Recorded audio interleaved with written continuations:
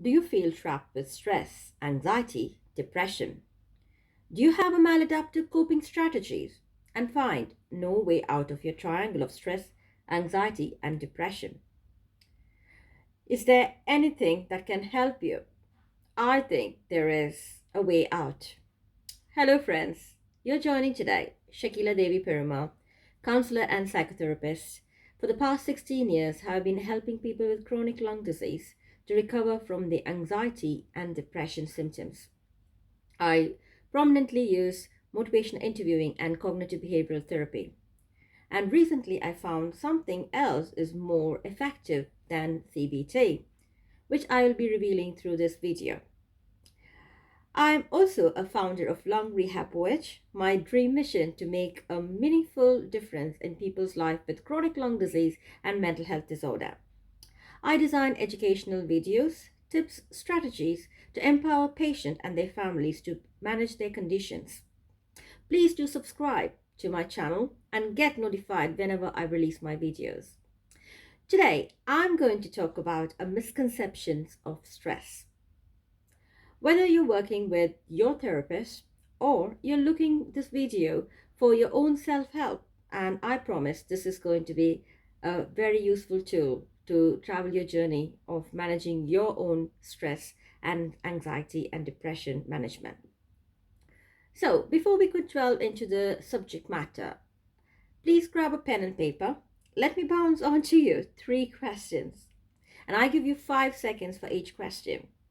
My first question: how would you imagine yourself being stressed? The countdown starts now. 1, 2, 3, 4, 5. Hold the answer. And my next question: what was the trigger for your stress? And the countdown starts now. 1, 2, 3, 4, and 5. Hold the answer. And now, my final question. Listen carefully. What do you wish for a stress-free life? And the countdown starts. 1, 2, 3, 4, and 5. Well, thank you for participating in this mini icebreaker. Let me guess your answers. For my first question about describing yourself when you are in stressed position, you would have imagined yourself being paralyzed with pain or mental illness and becoming more socially withdrawn, introvert, and not participating in any of the external activities of your daily events. For example, going to a gym or planning a vacation or going to a party. Being withdrawn in your own cocoon. And for my second question, what are the triggers? I guess it can be a person or a group of people or a situation or a past event.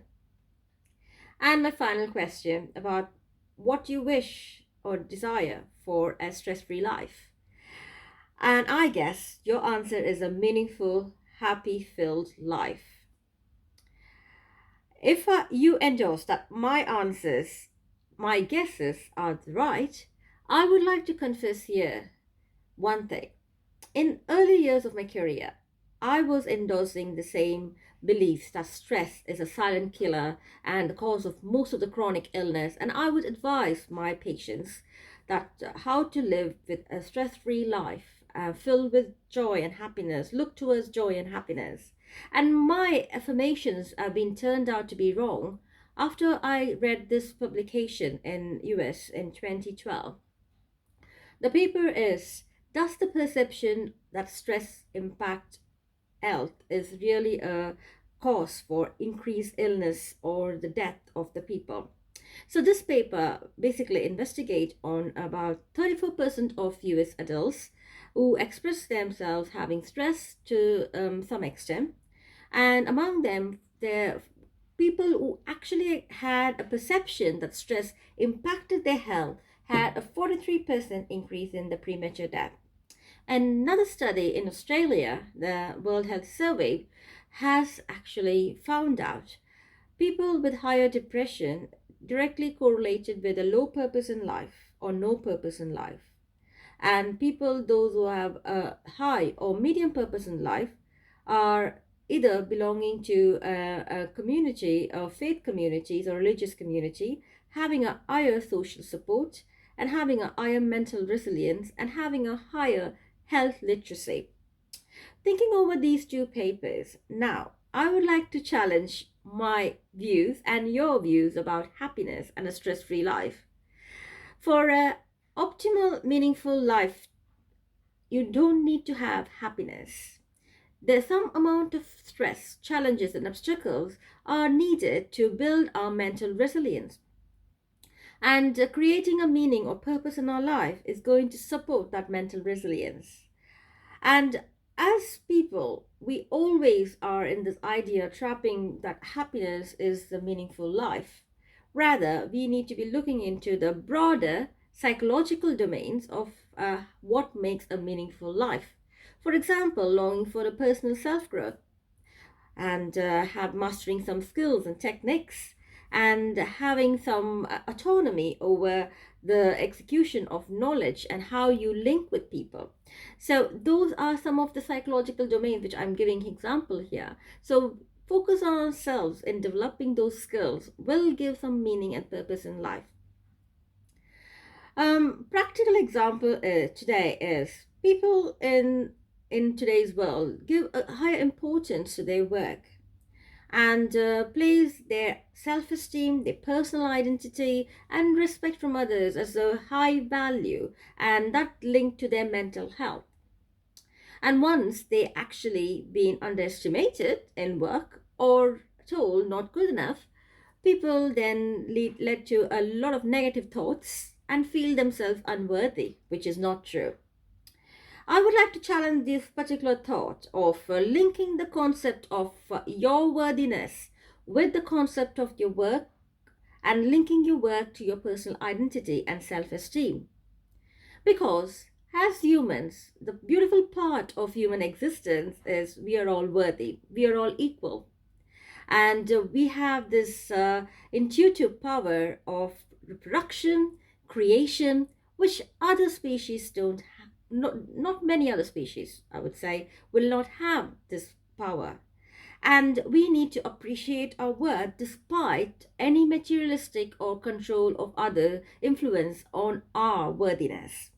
And we need to, first of all, change our mind thinking about what is a meaningful life rather than attaching the concept of happiness, self-esteem, and other, for example, people with work stress put themselves in identity crisis and imposter syndrome and trying to constantly prove themselves, which is directly causing them the mental illness and in turn affecting all other relationships around them, both personal and social. So I would like you to reflect on those which I've just spoken to you. So how to create an effective value language in our life? And that might be another question just right now popping in some of them viewing here. Effective language can be created ourselves, very critically reflecting ourselves and building the value and purpose around the meaning of life. In CBT, which is one of the techniques used in psychotherapy for milder forms of anxiety and depression, we actually focus on relating the thoughts, feelings, and the behaviors of an individual coming up with their issues about anxiety, depression. Why we do this? Because it has a greater correlation of what people are thinking about themselves, what they are relating to the world, and how they are perceiving others. So any internal or external stimuli triggers their thought process, which in turn triggers their feelings and their actions as an outcome. So in cognitive behavioral therapy, we use a laddering technique to unveil these cognitive distortions what the people have and make them think about how they can perceive the event or the incident, not looking from the incident, but looking at the incident at a distance. That is going to help them to create a purpose and a meaning in their life. And the other thing which I would like to reveal here today, other beneficial and new effective therapy is acceptance and commitment therapy. It is a newer version of cognitive behavioral therapy. Why I would like to bring this here today in this session, because yes, there is proven evidence CBT is very effective, but there is also very good evidence for people with chronic sufferings, and to get them moving forward in their life. ACT, acceptance commitment therapy, ACT therapy, is very beneficial. The reason because the ACT therapy emphasizes start to live your best meaningful life even while you're passing through the journey of sufferings.